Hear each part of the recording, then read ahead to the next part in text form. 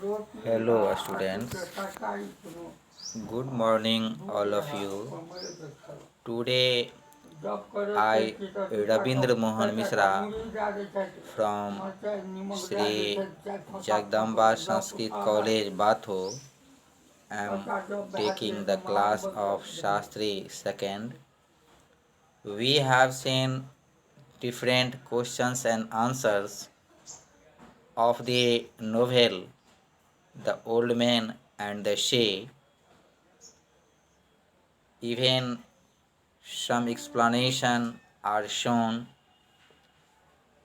Today we see foundations of behavior in the old man and the she.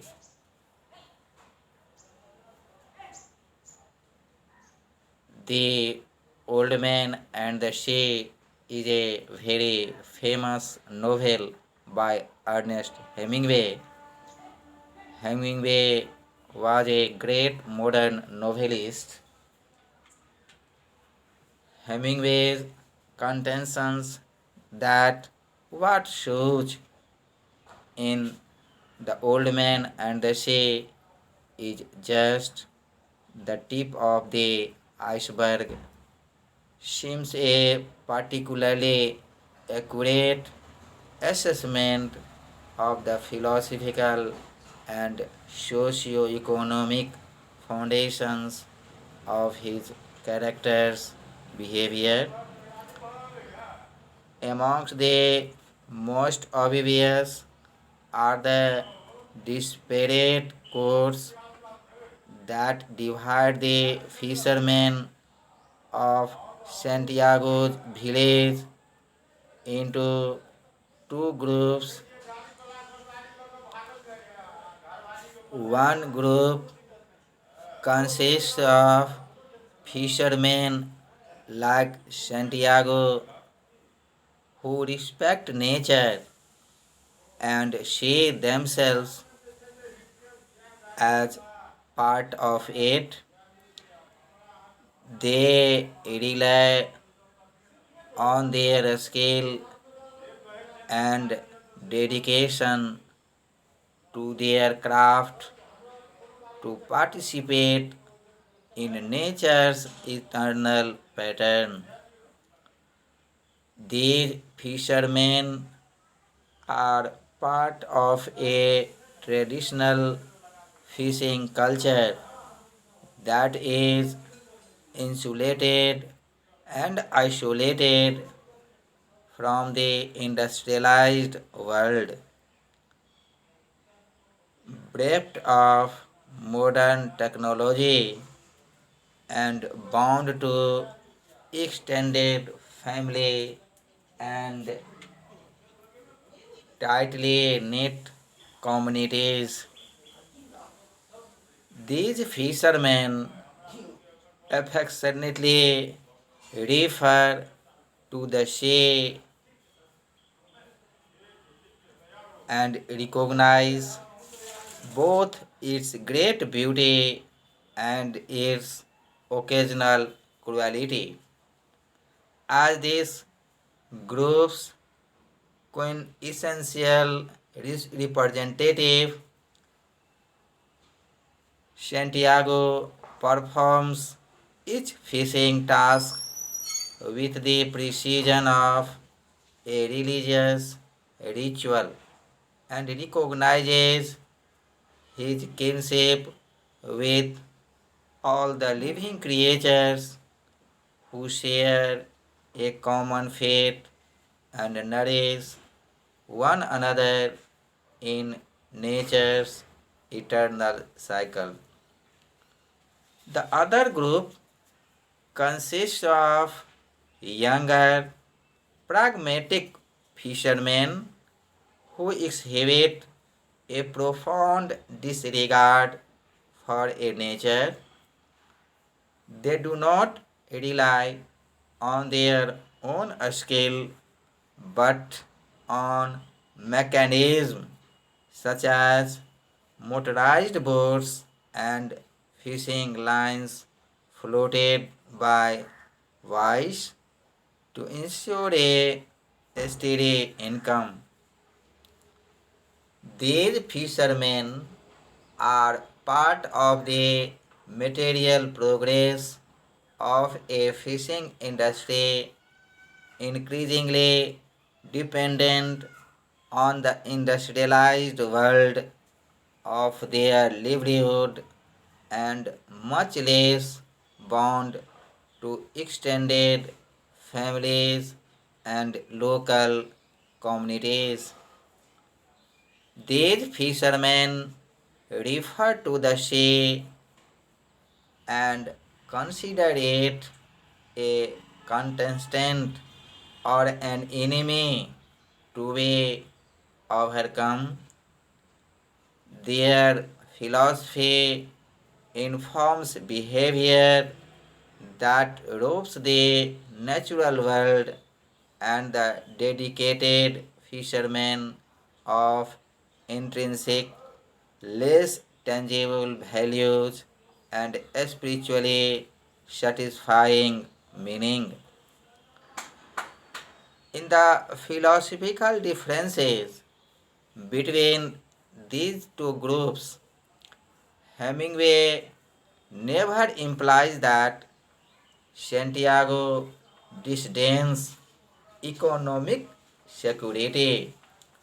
His poverty, his occasional thoughts about winning their lottery, his musings that the Merlin's delicate tasting flesh would have brought a high price at the market and so forth all indicate how keenly Santiago feels his own economic circumstances.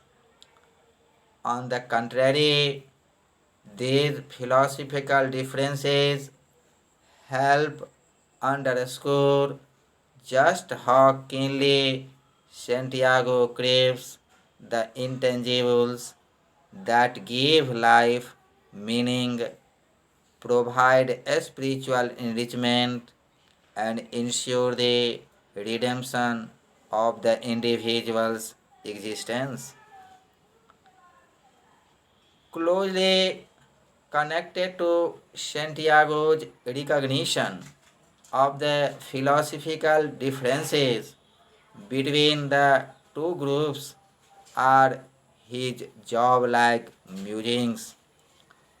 He wonders why shivers are made so delicate when the ocean can be so cruel, which recall Job's questions about why the innocent are made to suffer, as of course Santiago himself is made to suffer. He also wonders why those who left their fishing lines drift are more successful than he is, though he keeps his fishing lines precisely straight, recalling Job's questions about why the unworthy prosper. Santiago later answers both questions and more when he considers whether killing the Merlin was a great sin. He eventually decides that he killed the Merlin not for food because but because he is a fisherman.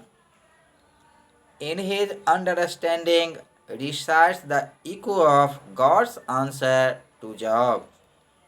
Essentially, God's answer was that suffering is in the very nature of the universe.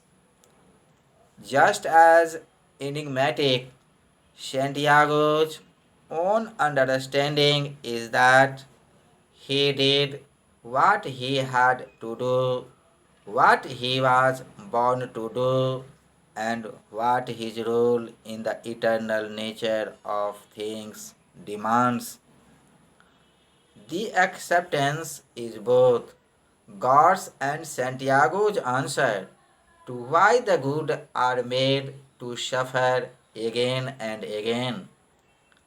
We may say why shivers are made so delicate, why Santiago has gone for so long without a catch, and lastly, why the unworthy prosper. Again, we may visualize why those who let their fishing lines drift are more successful.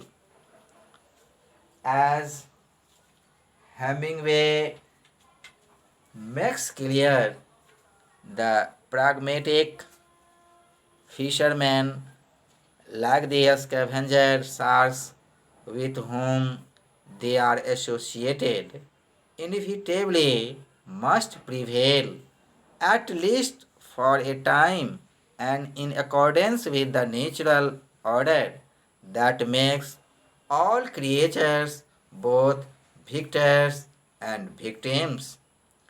Yet, the philosophy of the pragmatic fisherman also shows the shades of their own economic destruction. So, readers may well infer that Manolin will become much more than just the redeemer of Santiago's understanding of his personal experience at the story's end. Manolin and those who succeed him may well become the standard bearers of a philosophy that eventually must come into its own again, though in a new iteration after a nearly universal pattern of socio-economic change, familiar even today among developing nations, has carved itself on the rural landscape.